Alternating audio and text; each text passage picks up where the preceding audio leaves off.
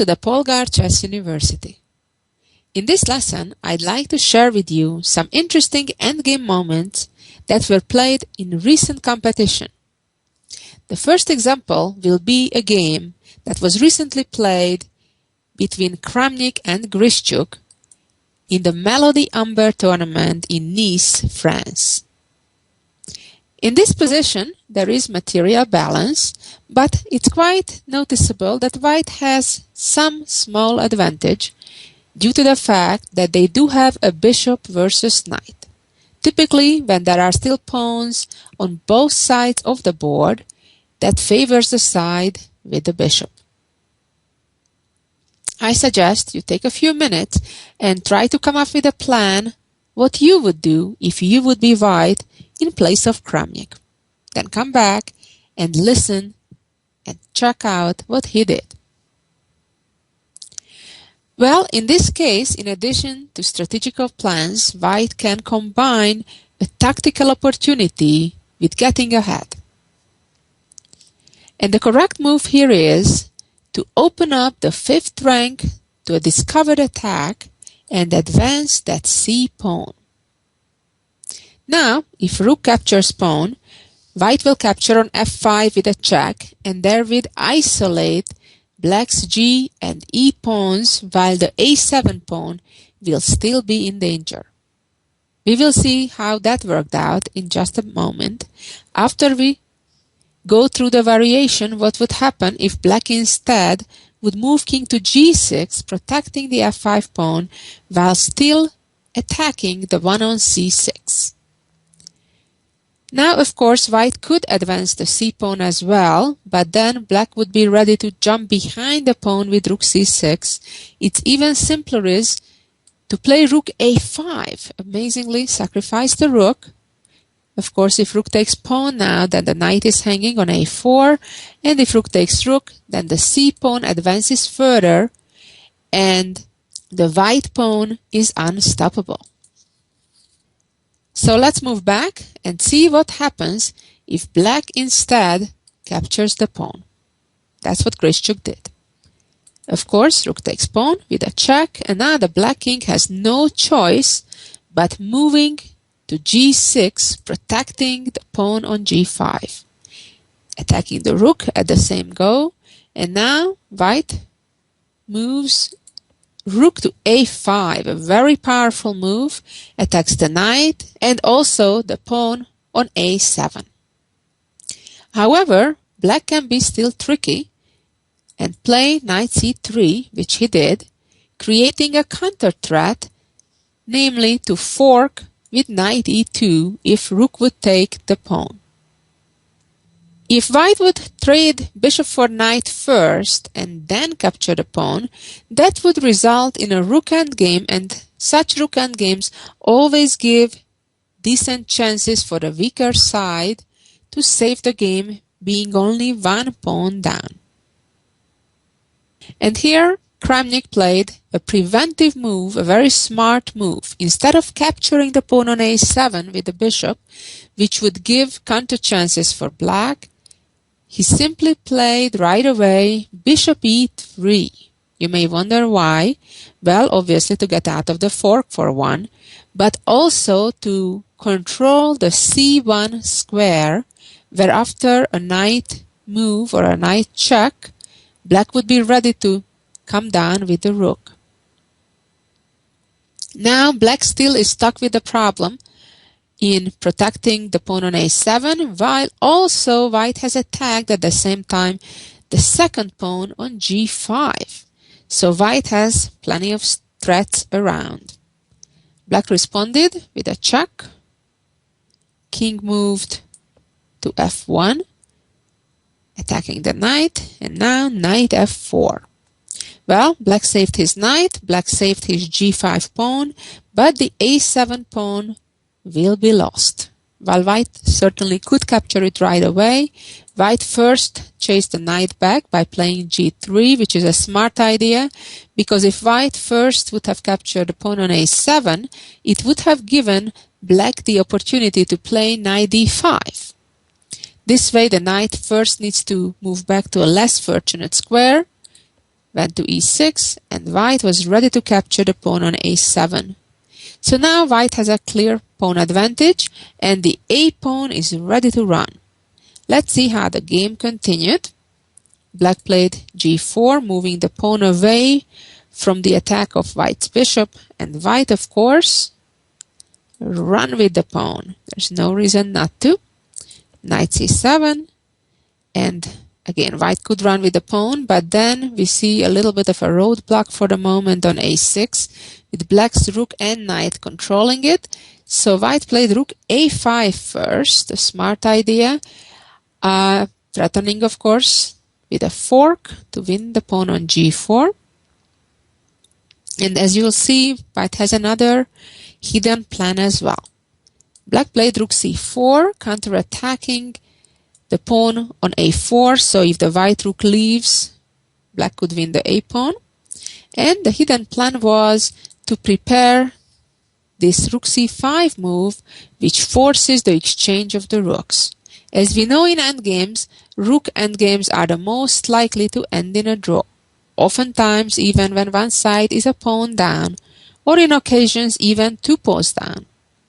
So therefore, white is happy to trade rooks and transpose to a bishop versus knight endgame with an extra pawn. And indeed, black had no choice, exchanged, and then is running with the king to the other side of the board. White is advancing the pawn, and the king is running in that direction. And now that the pawn cannot advance any further, for white as well, time to bring the king. King e2, king d5, and bishop b6. Gaining a tempo, attacking the knight. And now black decided to go with the knight towards his pawns, trying to hang on to them, and try to use the king to hold off white's dangerous passed pawn on the a file. a6 and king c6. Black arrived just on time before the white pawn would get promoted. The problem is that the pawns on e4 and g4 remain weak, and as we shall see, the knight has difficulty protecting them both. White continued with king e3 and knight g5, king f4. Well, if you look at this position, it seems as it's game over. Black may as well resign. He's about to lose another pawn. However, this is a perfect example when one needs to be careful till the very end, until your opponent did not resign. Make sure you watch out for hidden escaping opportunities. And this is an example of that. Black played knight f3, and now white can capture either of black's 2 pawns. At first it seems it doesn't really matter which one white will capture. Reality is, it makes a world of a difference. One wins, while the other one spoils the game to a draw. The important element that you need to remember in this situation is that if white is being left with the bishop on b6 and the pawn on a7 and the 2 kings, nothing else on the board, that would be, of course, a draw due to the famous wrong corner pattern. As the bishop is of opposite color than the promotion square, white cannot make progress in that scenario, even if black loses his knight and all the other pawns are gone from the board. So, the problem is, if white captures the pawn on e4, after that, white cannot make any progress, because black no longer will allow white to capture that pawn on g4, will put the knight on h2, an unlikely square, but does the job in this case, and because white still has the pawn on f2, the bishop cannot go to g1 and attack the knight. And, for example, if white is making a waiting move, black just moves the king back and forth, and white has problem making progress. For example, if the king is trying to run to e3 and then to e2, the f1 square is still guarded, and white cannot make progress. Let's see a scenario if white, for example, in this position, plays f4. Here the problem is, of course, the en passant rule that black can still capture, and even though the white bishop gets to come to g1, it's too late because now the knight doesn't need to protect the pawn on g4 anymore. The pawn is gone from there. Even though the knight now seems to be attacked, in reality it's not, because the black pawn indirectly ties down the white bishop to guarding the f2 square. So black can continue to just wait in the corner, move the king. Obviously, if the white pawn advances, black will be happy to give the knight up for that pawn. White's last pawn other than the pawn on a7, and that would guarantee an immediate draw. For example, king f4, black just keeps waiting. The knight is still taboo because the f-pawn would be running away. If king e3 allows the fork with knight f1 and then knight takes pawn, again the familiar draw. And if the king would try to go from the other side, king g5, then white is losing his g-pawn again after knight f1, g4, black plays f2, pulling the bishop's hand away from the h2 square, and again white cannot stop, knight takes pawn, and saving the game. Wow, amazing, isn't it? Let's go back some moves to the position after knight g5, and this is where white played king f4, knight f3. Remember this critical position where white has the choice to capture either of the two pawns, e4 or g4. We captured on e4, it results in a draw, in a position where white cannot make progress.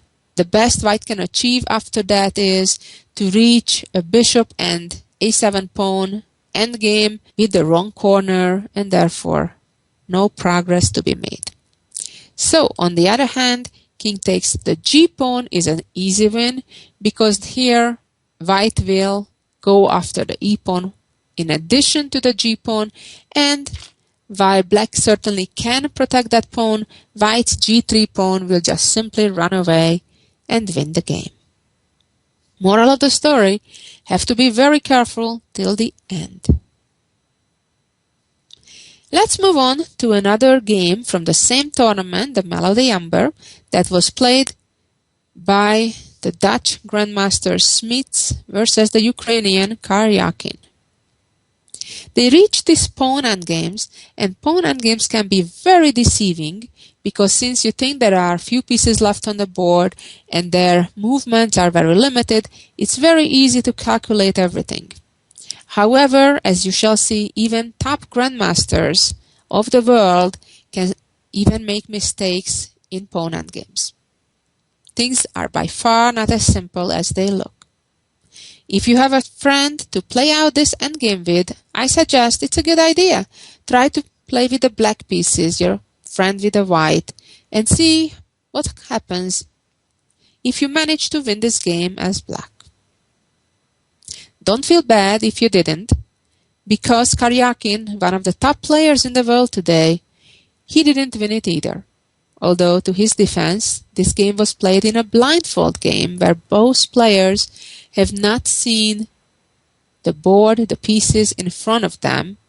In fact, they only saw the board. They typically play through a monitor, on a screen. They see an empty chessboard, and with the help of a mouse, they click from one square from where they move to another square where they move to without dragging any of the pieces. So obviously it's easier to miscalculate, to not see something when you play blindfoldly, but I bet you these guys generally play quite on a high level. If they are 80-2700 seeing the board, generally they would play around 2600 even not seeing the board. Well, let's get to it and see what black should do. Well, one plan would be to try to get around and go to attack white's pawns, since visually it seems that the black king is much closer to the white pawns than the white king is to the black pawns. However, reality is that the white pawns are guarding real nice all these three squares, e5, f5, and g5. So the black king does not have an immediate crossover point. On the other hand, if the black king would try to move to e6 to then try to come to d5 and d4, white is there right on time playing king c4, preventing that plan. So let's go back and think what we should do. Well, Karyakin played in this position g5, which was a crucial mistake, giving the win away. White responded by playing f5. And now the black king indeed got the road opened up, going to attack the white pawn chain, and the base of it needs to be attacked. And that's exactly the problem, that takes too long time. What happens now is white plays king c4, going after black's base, king d5, king g3, and now white could play right away king d6 and then e7, but pushed f6 first. It doesn't really matter, the order of moves. Black took on h3, came king d6, king g4, and king e7. And white is ready to capture black's f7 pawn, then move out of the way. King g6, h3, f7, h2, queen, queen, queen f5 check, and then white wins the g5 pawn, and of course the game is a draw. In fact, in this position the two sides agreed to a draw. So after seeing all of this, going back to our starting position, do you have an idea what black should do here to win the game? How can black improve on this variation? Well, the answer to that question is black should play h5 first. Why? So now the base of that chain will be on g4 and not on h3, and that saves time for black just enough to win the game.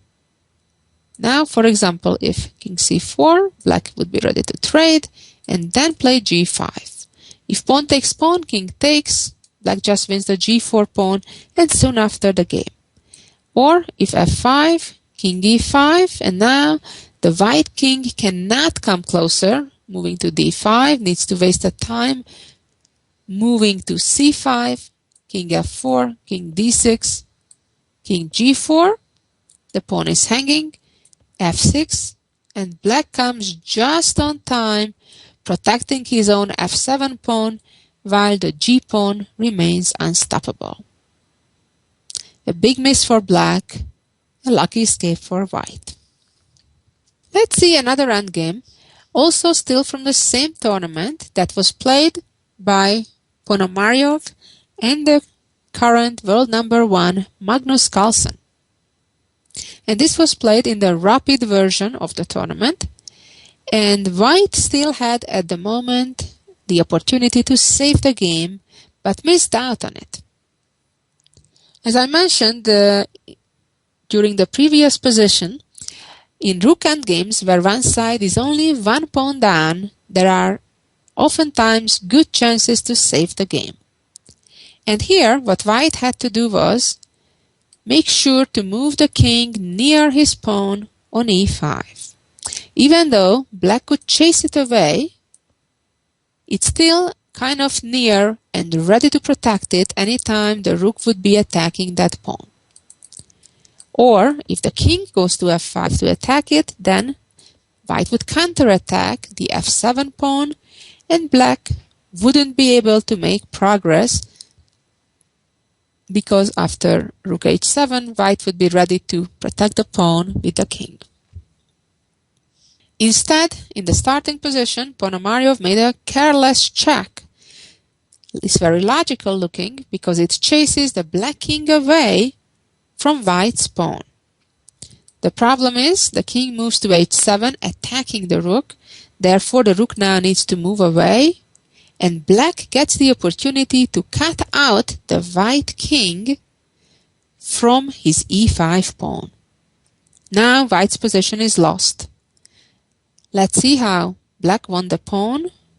White played rook a2, king back to g6, rook g2, and rook f5. Black is going after white's e5 pawn, White protected it, and now all black needs to do is walk around to d5 with the king to attack the pawn a second time, and that's exactly what he did. King g7, king g3. White can do nothing but wait. Obviously exchanging rooks wouldn't help. And the king made its way around. And the pawn is lost. And so is the game. By the way, this position was reached at the 82nd move, and it took Magnus another 18 moves all the way until 100th move to convert the advantage to a win. Let me just show you quickly how that happened. F5, and this is the typical structure when the two pawns and the rook protect each other, and pretty much without even the help of the black king can advance and eventually promote one of the pawns. And ready to advance. And the rook, keeping the white king away. And the pawn is moving forward again. Rook d3. We're almost at the end. King moves to the other side.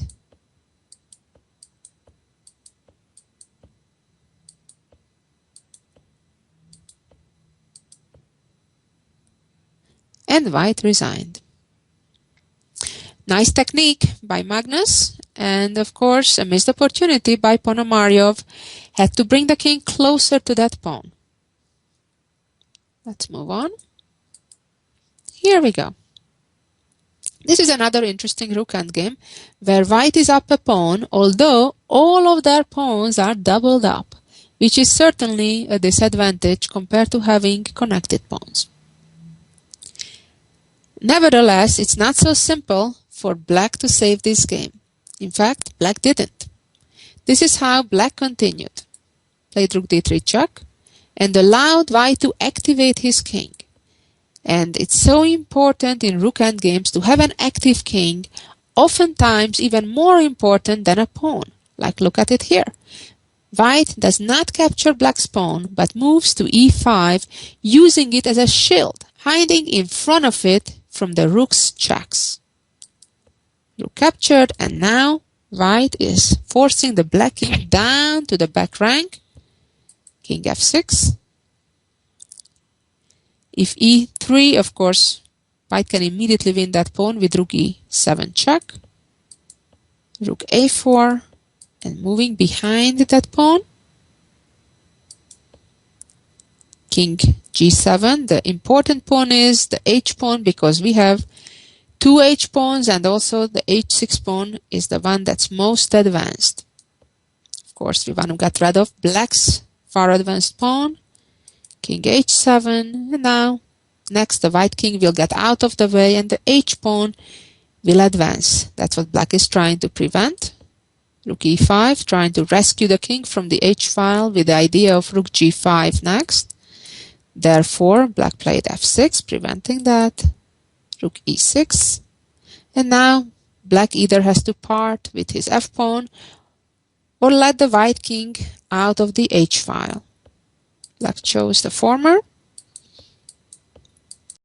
And now black is missing just one move. If black would be able to move the rook back to g4, keeping the white king in front of its pawn, the game would be a draw. But it is white's turn, and black comes too late. King g6, and black resigned because after rook g4, king h5, rook g1, the famous bridge building comes about, and the checks stop,